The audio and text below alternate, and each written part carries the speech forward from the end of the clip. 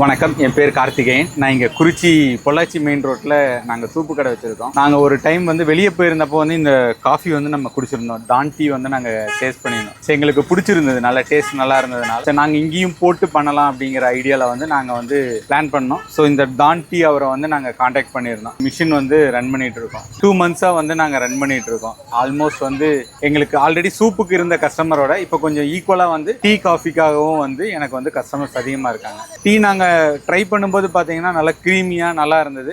ரொம்ப ஈஸியாக இருக்குங்க. நமக்கு ஆப்ஷன் நல்லபடியாக இருக்குது. ஸோ அதனால் நமக்கு ஈஸியாக இருக்குது. நமக்கு என்ன ஆப்ஷன் கேட்குறாங்களோ அந்த ஆப்ஷனில் நமக்கு ஈஸியாக பண்ணி கொடுக்கலாம். நம்ம அந்த பவுடர் மட்டும் மெயின்டைன் பண்ணிகிட்டு இருந்தோம்னா குவாலிட்டி நல்லா இருக்குது.